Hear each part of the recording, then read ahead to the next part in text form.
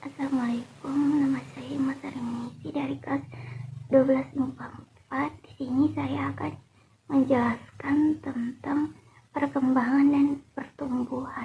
Setiap makhluk hidup, baik manusia, hewan, dan tumbuhan mengalami pertumbuhan dan perkembangan. Kedua hal tersebut berkaitan dengan perubahan biologisnya terpisahkan. Pertumbuhan dan perkembangan merupakan suatu satuan proses yang berjalan sejajar. Meski begitu, keduanya memiliki makna yang berbeda. Lantas, apa pertumbuhan dan perkembangan, perbedaan, dan faktor-faktornya? Mengutip dari buku Pertumbuhan dan Perkembangan Biologi kelas 12, pertumbuhan merupakan peningkatan volume atau ukuran tubuh yang tidak dapat dikembalikan akibat dari sel pertumbuhan, akibat dari pertambahan jumlah sel dan pembesaran sel. Biasanya proses pertumbuhan disertai dengan perubahan bentuk. Perubahan ini bersifat kuantitatif atau bisa diukur dengan satuan pengukur tertentu yang dinyatakan dengan satuan angka. Contohnya adalah ukuran batang pada tanaman cabai dari 3 cm menjadi 5 cm, atau bertambahnya daun yang semakin banyak atau batangnya yang semakin tinggi. Sedangkan perkembangan adalah proses menuju kedewasaan, di mana fungsi-fungsi biologi organ tubuh sudah menjadi matang atau sempurna. Ini sifatnya tidak dapat diukur atau dihitung, dan prosesnya tidak sama dengan individunya. Perkembangan biasanya berkaitan dengan perubahan kualitatif di antara sel, jaringan, dan organ yang disebut diferensiasi. Artinya perubahan sel menjadi bentuk lain yang berbeda secara fungsi, ukuran, maupun bentuk. Contohnya perkembangan pada manusia dari dalam kandungan, lahir, menjadi anak-anak, dewasa, hingga tua. Berdasarkan penjelasan di atas, dapat disimpulkan bahwa pertumbuhan adalah pertambahan sel pada tubuh yang sifatnya bisa dihitung, sedangkan perkembangan merupakan perubahan sel atau jaringan yang tidak dapat dihitung. Berdasarkan pengertian yang sudah dijelaskan, perbedaan pertumbuhan dan perkembangan dapat dilihat dari: pertama, pertumbuhan bertambah ukuran seperti panjang, lebar, volume, dan massa, sedangkan perkembangan suatu proses menuju kedewasaan atau tingkat yang lebih sempurna. Yang kedua, pertumbuhan irreversible atau tidak dapat kembali ke asal, sedangkan perkembangan reversible atau dapat kembali ke keadaan semula. Pertumbuhan bersifat kuantitatif, sedangkan perkembangan bersifat kualitatif. Pertumbuhan dapat diukur menggunakan alat auxanometer, sedangkan perkembangan tidak dapat diukur. Faktor-faktor yang mempengaruhi pertumbuhan dan perkembangan. Yang pertama, gen. Gen merupakan sel makhluk hidup yang sifatnya turun-temurun, di mana ini bisa mempengaruhi setiap struktur makhluk hidup dan contohnya tinggi badan, bentuk tubuh, warna mata, bentuk wajah, dan sebagainya yang dipengaruhi gen yang dimilikinya. Yang kedua, nutrisi. Nutrisi dalam makanan yang dikonsumsi juga berperan penting dalam pertumbuhan dan perkembangan, sebab ini berfungsi sebagai bahan pembangun tubuh makhluk hidup. Nutrisi pada sebagian besar manusia dan hewan berupa protein, karbohidrat, lemak, vitamin, dan mineral. Yang ketiga, hormon. Hormon merupakan senyawa organik pada manusia dan sebagai hewan yang sebagian hewan yang dihasilkan oleh kelenjar buntu atau endokrin. Sekresi yang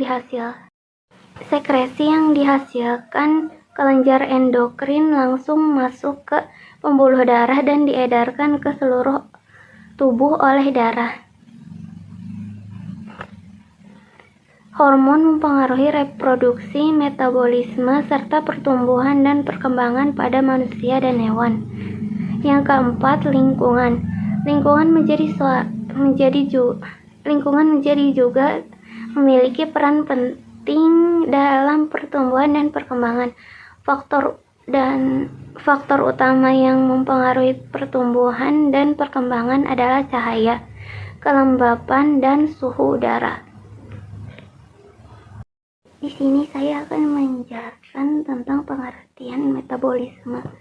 Metabolisme adalah serangkaian proses biokimia kompleks yang terjadi di dalam sel-sel organisme baik manusia maupun hewan maupun tumbuhan. Proses ini bertujuan untuk mendapatkan energi yang dibutuhkan oleh tubuh, memelihara kehidupan sel, dan menjalankan berbagai fungsi tubuh lainnya. Tahapan metabolisme. Metabolisme terdiri dari 2 tahapan utama, yaitu katabolisme. Ini adalah tahap pemecah molekul kompleks menjadi molekul yang lebih sederhana. Proses ini menghasilkan energi dan digunakan untuk aktivitas seluler dan proses biologis lainnya. Katabolisme biasanya terjadi saat tubuh memerlukan energi berbagai fungsi, seperti saat berolahraga atau ketika dalam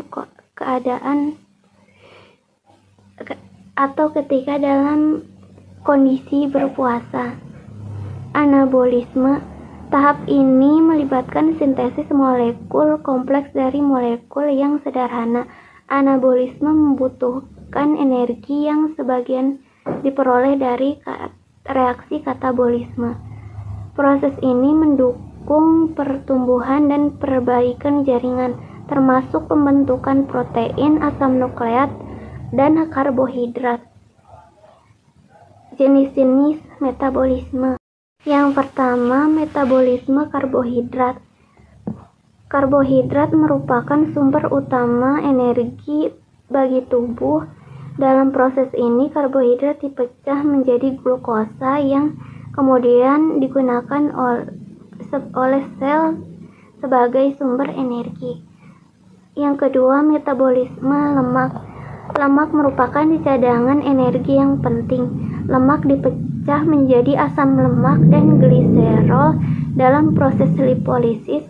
Asam lemak ini kemudian diubah menjadi bentuk yang dapat dioksidasi untuk memberikan energi. Yang ketiga, metabolisme protein. Protein adalah bahan bangunan utama tubuh. Jika tubuh kekurangan energi dari sumber-sumber lain, protein dapat dipecah untuk menjadi asam amino. Pengaturan metabolisme. Metabolisme diatur oleh berbagai hormon dan enzim. Hormon seperti insulin, glukagon, dan hormon tiroid berperan dalam mengatur keseimbangan gula darah, penggunaan energi, serta sintesis dan penguraian zat-zat tertentu. Peran metabolisme dalam kehidupan. Metabolisme memiliki beberapa peran penting dalam kehidupan organisme. Beberapa peran tersebut adalah: yang pertama, energi. Metabolisme membantu mendapatkan energi yang dibutuhkan untuk melakukan aktivitas sehari-hari. Energi ini digunakan untuk berpikir, bergerak, berbicara, dan menjalankan berbagai proses biologis lainnya. Yang kedua, pertumbuhan dan perbaikan. Metabolisme memainkan peran penting dalam pertumbuhan dan perbaikan jaringan tubuh. Anabolisme memungkinkan pembentukan dan perbaikan sel-sel yang rusak atau mati. Yang ketiga, pencernaan dan penyerapan nutrisi. Metabolisme juga berperan dalam pencernaan dan penyerapan nutrisi dari makanan yang dikonsumsi. Zat-zat nutrisi yang diperlukan untuk fungsi tubuh dipecah dan diubah menjadi bentuk yang dapat diserap oleh tubuh. Yang keempat, detoksifikasi.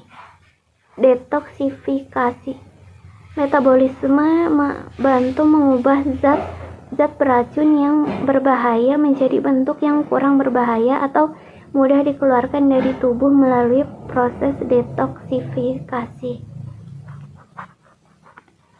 Kesimpulannya, metabolisme adalah proses yang kompleks dan sangat penting dalam menjaga kehidupan organisme. Tahap-tahapnya seperti katabolisme dan anabolisme berperan dalam memecah dan menyusun molekul untuk menghasilkan energi dan memelihara tubuh. Pengaturan hormon dan enzim menjaga keseimbangan metabolisme yang berperan dalam menyediakan energi, mendukung pertumbuhan dan perbaikan, serta memastikan fungsi tubuh berjalan dengan baik. Dengan pemahaman yang lebih dalam tentang metabolisme, kita dapat lebih memahami pentingnya menjaga pola makan dan gaya hidup sehat untuk mendukung proses metabolisme yang optimal. Sekian dari saya. Wassalamualaikum warahmatullahi wabarakatuh.